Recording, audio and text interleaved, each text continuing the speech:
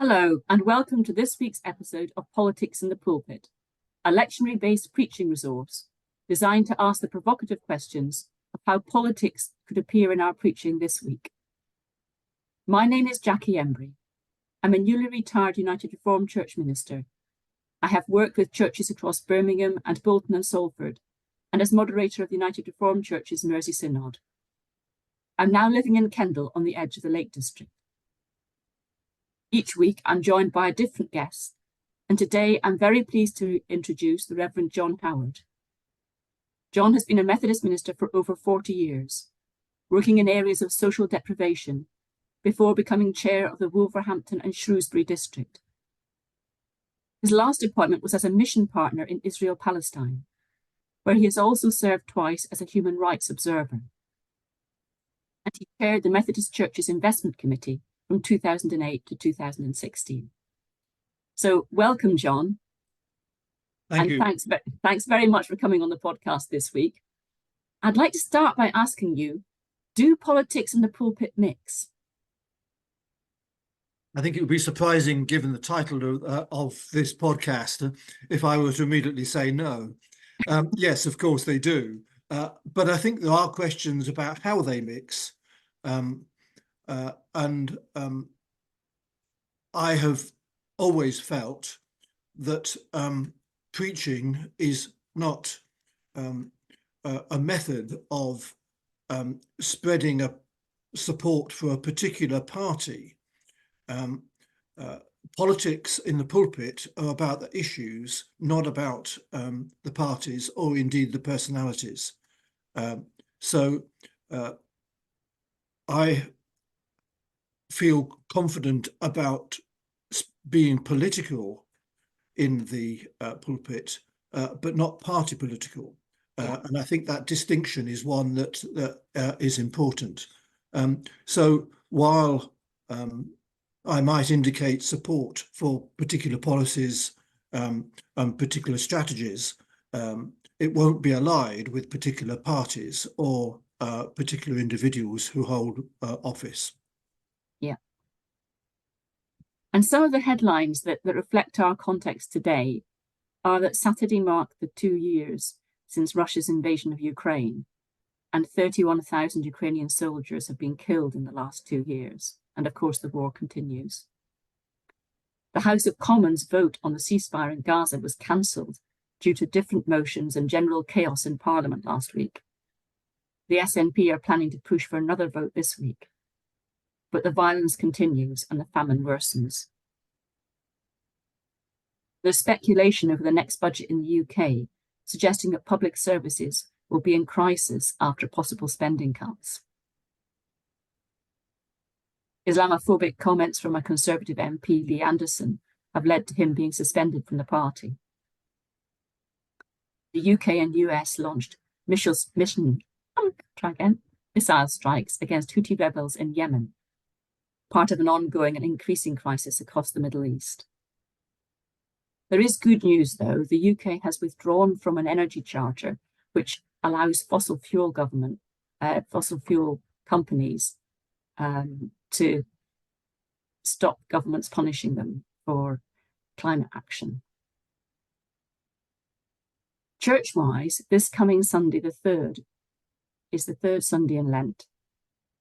It is Rare Disease Day on the 29th of February, World Day of Prayer on the 1st of March, World Wildlife Day on the 3rd of March, and International Women's Day on the 8th of March. And the lectionary readings for Sunday the 3rd of March are Exodus 21 to 17, 1 Corinthians 1, 18 to 25, John 2, 13 to 22, and Psalm 19. So, John, where would you start this week? Well, I think I want to begin, in a sense, by saying the context of preaching, because I feel strongly that the relationship between the person who's preaching and the congregation affects the nature of the preaching and how you handle the issues of the day. When I'm preaching in churches that know me well, they know that I've lived in Palestine. They know something of my concerns for the environment.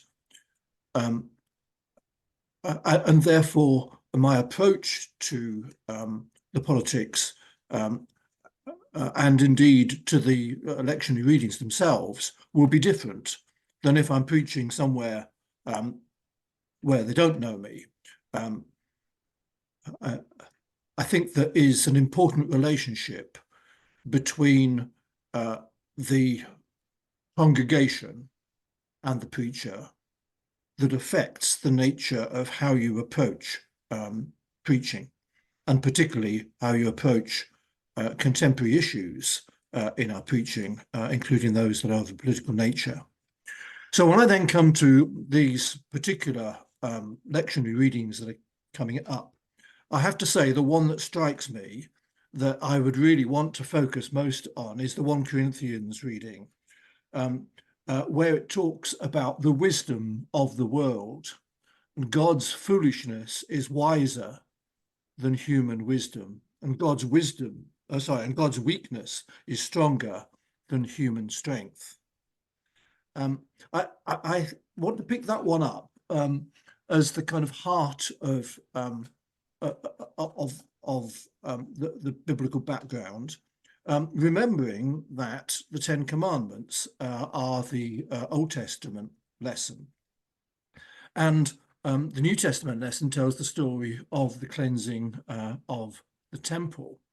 So what we have is this interesting idea about the wisdom of the world and the wisdom of God, the foolishness of God's foolishness and how it relates to human wisdom. And the Ten Commandments and around that in its day, a day of eye for the eye and tooth for a tooth, was itself quite radical. And then the actions of Jesus that clearly confronts the authorities in the way that he did, remembering the nature of what he was doing and where he was doing it. The cleansing of the temple, I always like to remind people, was the court of the Gentiles, which is where this trading was going on. And so what Jesus was doing was enable ordinary people to be able to engage in their relationship with God. And it was radical from the point of view that he was enabling the Gentiles, the wider community, not just the spiritual elite, if you like. Now, if we see the Ten Commandments and the cleansing of the temple as being in the background, let's look a bit more about the wisdom of the world. And I want to then start looking particularly at the issue that engages me so deeply, and that's the whole situation in the Middle East. Yeah. It seems bizarre that in the 21st century, we seem to have going on in our international politics something which is hardly more ethical than the politics of the playground. And what I mean by that is that we have a terrible act of violence on the 7th of October. It's interesting that Biden suggested that Israel shouldn't then overreact, but should be measured in its response. The last thing you could describe Israel as being doing as being anything which has been measured. But what we see is a huge response of a military nature. When we have ships attacked by the Houthi rebels, what do we have? We have the response of bigger missiles sent back. When the Houthis respond and kill 3 American soldiers, what do we get? We get 60 people in Yemen killed by missile strikes. Is not this the wisdom of the world, that we can cure everything by military response? We're going to respond to violence to us by being even more violent to the next people. And all of my experience in the Middle East tells me that actually what you do is you recruit more and more people to the way of violence. And you defeat the very object that you say you were trying to achieve in the first place. You don't actually defeat an organization like Hamas by a military means. What you do is you address the injustices that exist. And this passage that Paul is speaking seems to me to address this kind of issue. What is the wisdom of the world? Well, it seems to be that those with might and power can behave in such a way as to get their revenge. Whereas God's foolishness is to actually work with individuals, care for individuals, to say that the individual people in the Yemen who were killed in that attack, it was revenge for 3 American soldiers, were in God's sight just as important, just as valued, having just as much right to life as any Americans or any British, any Israelis or any Palestinians. And that God's foolishness is saying you don't actually create peace by means of using huge amounts of military force and the latest modern technology. Peace is achieved in a very different way. God's weakness is God's love for every individual. God's weakness is that determination to find life in all its fullness for all of God's children.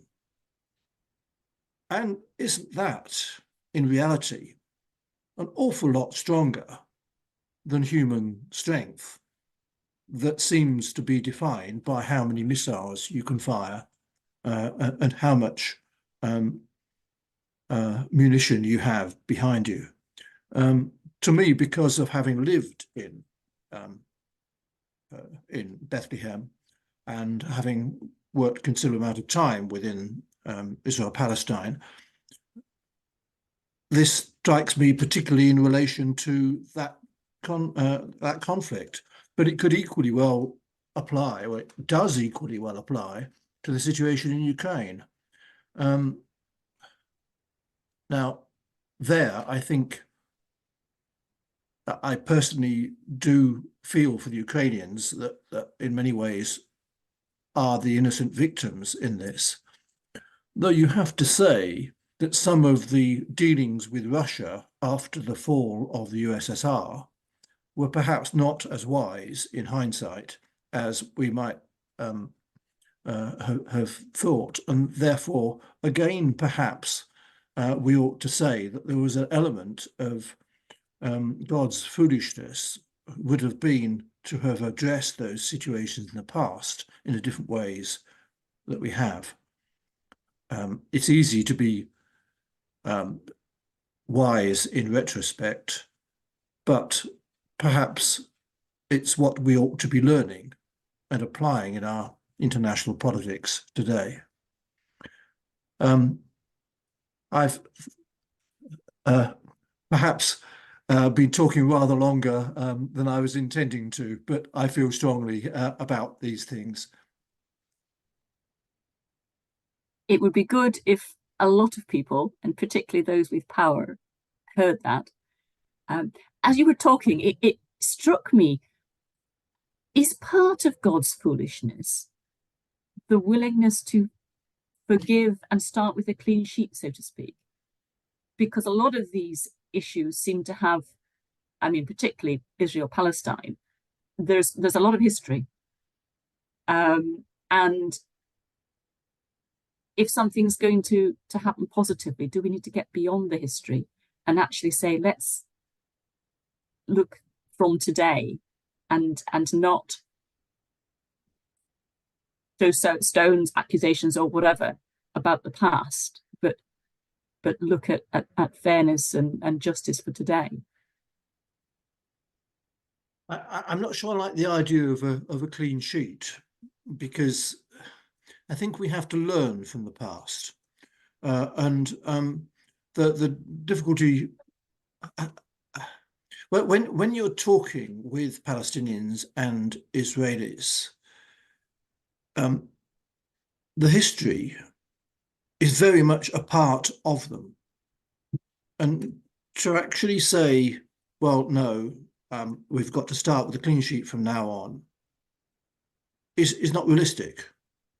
But what does happen, and in preaching, one of the stories that I might well tell over this would be the story of Musalaha, which is an initiative by Palestinian Christian originally, although it's grown from that, which brings Israelis and Palestinians together. It takes them out into the desert for a desert experience and engages the Israelis and Palestinians together, young people predominantly. They work with women as well. But part of what they seek to do is help the Israelis to see the history through Palestinian eyes, and help the Palestinians to see the history through Israeli eyes. So it's not a blank sheet, but it is not simply accepting the way in which the history has been told and cast for each other. So that type of approach that builds bridges, that brings people together, rather than building walls and keeping people further and further apart, is to me the way in which we deal with history, and then learn that actually within history, just to take again the example of Israel Palestine, there are many positive stories about living together and being better and stronger together, rather than divided and at each other's throats. But again, there is an element of foolishness. It feels so much in modern society, feels as if the right way to respond is get back in there and sort it out and make sure that the other side knows exactly how you feel, when actually God's wisdom is a lot more about, well, how do they feel, rather than how do I feel. So that there's an awful lot in that, and there's an awful lot that actually, standing in the UK today, one could learn from putting oneself in other people's shoes, or speaking to others and listening to others. And perhaps some of that, we could go back to the Ten Commandments, and particularly in today's world, where advertising is sometimes trying to teach us to covet everything other people have got. We could go back to don't covet what others have got, and actually appreciate them. Yes, I mean, the Ten Commandments, placed in its context of when it came from, was surely a radical document in challenging people to respond in a totally different way to the way that people expected them to do. And the whole question of law and grace becomes so important. I try to ask people to look beyond their local situation, But that's not to say that these things don't apply in the local situation. Of course, they do as well. But I would then ask the questions of how have we developed law since the time of the Ten Commandments? And there, of course, there's lots of development that's goes on, including how what our attitude is to the 20-mile-an-hour speed limit in Wales now, where people take quite for Welsh people that I've spoken to about this, quite a angry attitude to the idea that you should only be allowed to go 20 miles an hour.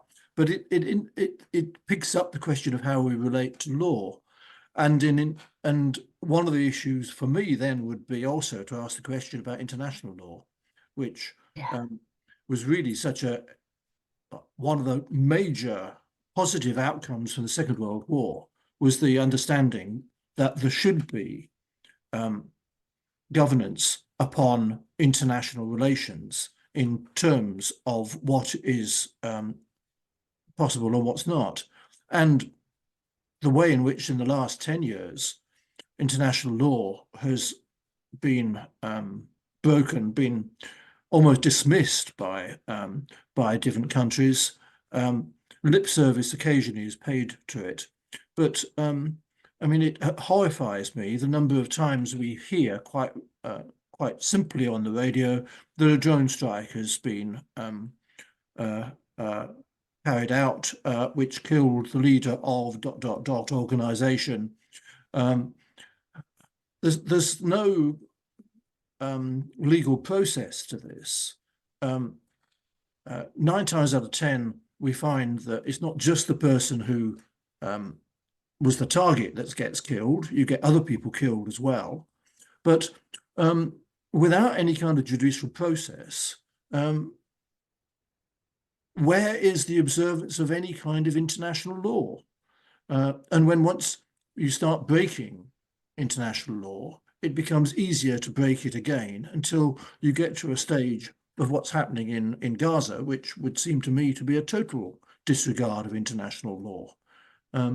Now, the Genocide Convention, of course, says that there comes a point at which nations must respond when certain actions take place.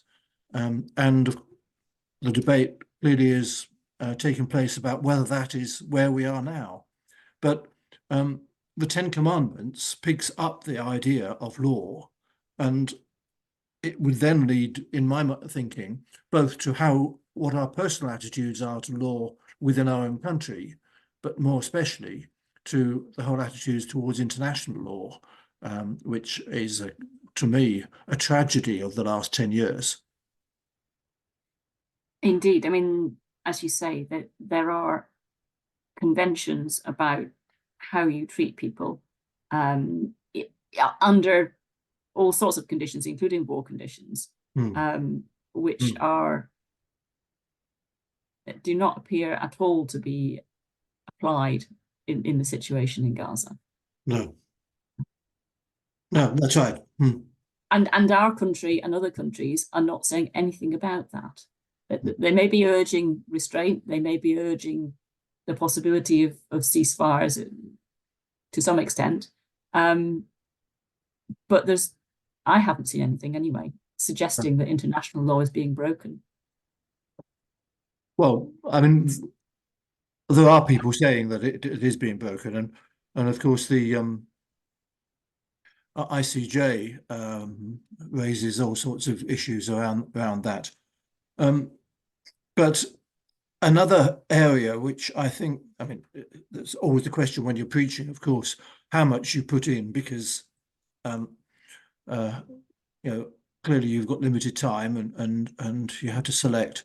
But another area where I think we could take the idea of God's foolishness is wiser than human wisdom, is some of the heroes of Gaza, because I mean, I've been to Gaza quite a number of times, and I know some of the doctors in some of the hospitals, and some of the doctors and nurses who have continued working in the hospitals while they've been bombed, while they've been shot at, while they've not had electricity, they've and yet they're still there, working with the individual people who have been injured. I mean, when the story gets told of exactly what's been happening in Gaza, and of course it's very difficult at present to hear, the story of the heroic nature of the doctors and nurses in the Gazan hospitals, I think, is one that will need to be told. And again, is that not God's foolishness, that there we have people willing to give up their lives in order to care for those who are injured? Is there not a real sacrificial quality in the willingness of those hospital staff, doctors, nurses, and all the other people who work to keep a hospital going, against the human wisdom, which is, well, if there might possibly be some terrorists in there, so therefore we've got to go in and we've got to get them in whatever way we can. Again, God's wisdom, I hope when history is told, it will be God's wisdom that's with those doctors and nurses in their incredible bravery in Gaza. And that's another aspect of looking at these contrasting things that Paul brings into this 1 Corinthians 1 passage. Absolutely. I mean, the work that's being done, it would be difficult enough under good conditions. And clearly, yeah, it's not. I mean, the other person that strikes me in that kind of vein is Navalny, and going back into Russia. Feels like foolishness in many worldly respects. A bit like Bonhoeffer before before the Second World War. Yes. Yeah, that's right. And and yet you do wonder whether, when history is told, who will be the person that had a vision for the future. And which wisdom? Will it be Putin's wisdom that is seen to have ultimately triumphed? I doubt.